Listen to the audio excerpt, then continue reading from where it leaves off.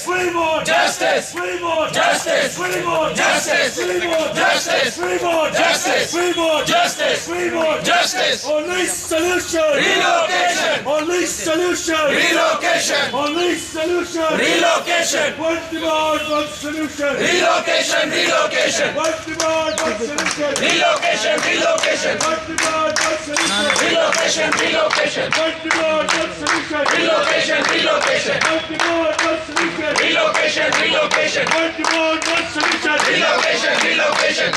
relocation, relocation. One demand, one solution, relocation, relocation. One demand, one solution, relocation, relocation. One demand, one solution, Relocation, relocation. Relocation, relocation. Relocation, relocation. Relocation, relocation. Justice. Justice. Justice. Justice. Justice. Justice. Justice. Justice. Justice. जी sir, क्या कहेंगे जिस तरह से आज यहाँ लगातार अब protest पे बैठे हैं? हमें 209 दिन हो गए हैं आज प्रोटेस्ट पे, लेकिन सरकार पता नहीं क्यों टस से मस नहीं हो रही है। अब वो किस बात का इंतज़ार कर रही है? शायद जो किलिंग्स 1 बाय 1 हो रही है, टारगेट किलिंग्स हो रही हैं, शायद ये सरकार अब चाहती है कि मैसेकर हो जाए, तब शायद इनकी नींद खुले।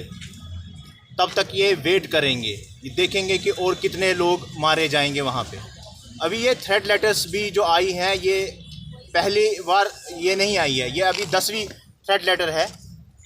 और ये थ्रेट लेटर हमारे लिए नया कुछ नहीं है इसमें, क्योंकि हमें शुरू से पहले दिन से ही पता है कि हर एक जो एम्प्लॉई है, हर एक जो माइनॉरिटी जो कश्मीर में है, वो इसी दौर से गुज़र रहा है, उसके हर किसी के लिए ये थ्रेट है। तो इसमें नया कुछ भी नहीं है हमारे लिए।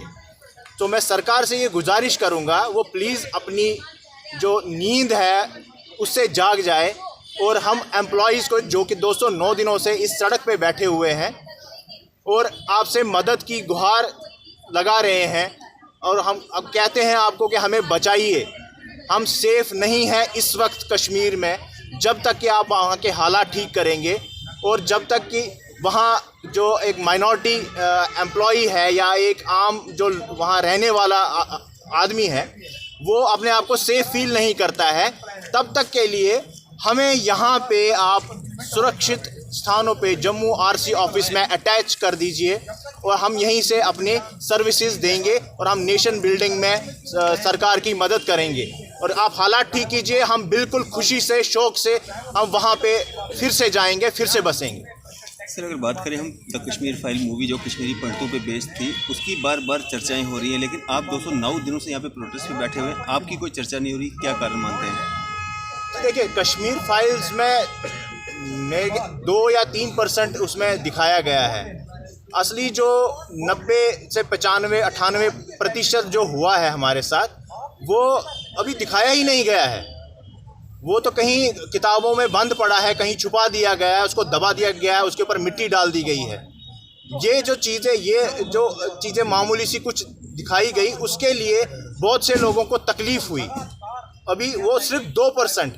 अगर जब पूरी की पूरी किताब खुलेगी, हर एक इंसान का, हर एक जो मर्द है, औरत है, बच्चे हैं, उन सब का जब तकलीफ़ें, उनकी दर्द चीखें जब बाहर निकलेंगी 1990 से लेके अभी तक, तब जो है हर एक इंसान रो पड़ेगा, उसकी रूह कांप जाएगी।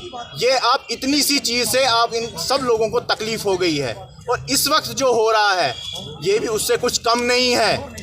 इतनी टारगेट किलिंग्स हो चुकी हैं, 5 एम्प्लॉइज़ की हत्या हो चुकी है अपने ही ऑफिसेज में, लेकिन कोई सुध लेने वाला नहीं। अभी तक सरकार का एक अफसर हमारे पास ये पूछने नहीं आया कि आप क्या चाहते हैं, आपकी डिमांड क्या है, और कह दिया जाता है कि आप ये अकोमोडेशन चाहते हैं।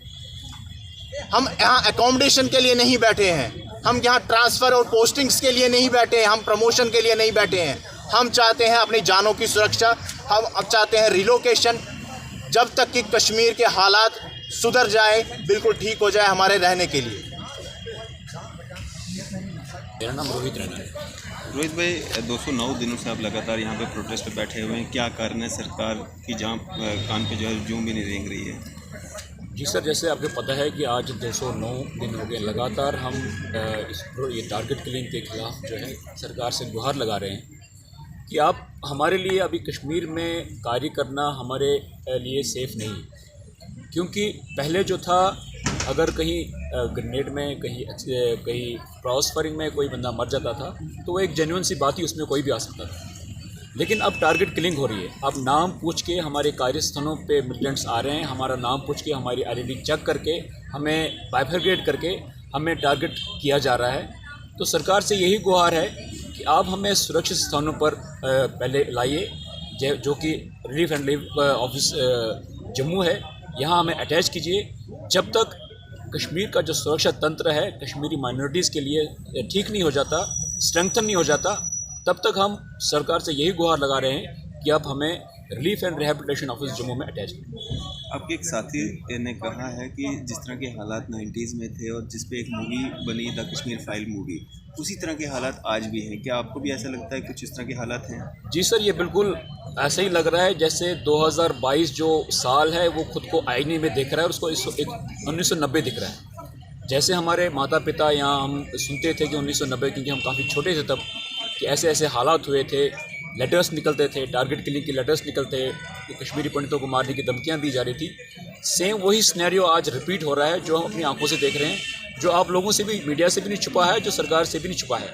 वही दौर फिर से लौट कर आ रहा है और जिसके हम प्रत्यक्ष साक्षी हैं कि वो चीज़ें हम पर भी बीत रही हैं। जो सरकार दावे करती है कश्मीर में हालात बिल्कुल सामान्य हैं, वो दावे क्या है?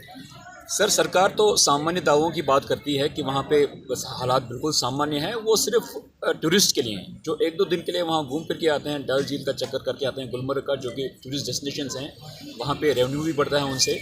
लेकिन जो लोग ग्राउंड ज़ीरो पे काम कर रहे हैं, जो लोग रिमोट एरियाज़ में काम कर रहे हैं, कुपवारा, शुपियाँ, कुलगाम, अनंतनाग में, उन लोगों से पूछे, वो लोग आज सड़क पे गुहार लगा रहे हैं कि उनको वो सुरक्षित नहीं है। जिस दिन वो आपसे बोलेंगे, जिस दिन वो आपसे मीडिया में बोलेंगे कि हम लोग यहाँ सुरक्षित हैं, तब हम कह सकते हैं कि कश्मीर में नॉर्मल से। सर, हर बार कश्मीरी पंडित या माइनॉरिटी में जो लोग हैं उनको ही टारगेट क्यों किया जाता है? जिस तरह से टूरिस्ट जाते हैं उनको कोई हानि नहीं पहुंचाई जाती, इसके पीछे क्या मेन कारण हो सकता है? सर, जैसा मैंने आपको अभी बताया है कि टूरिस्ट जो आते हैं वो 1-2 दिन के लिए जाते हैं, कश्मीर घूमने के लिए जाते हैं, घूम फिर के अपना जो भी पैसा है वहाँ पर खर्च कर लेते हैं।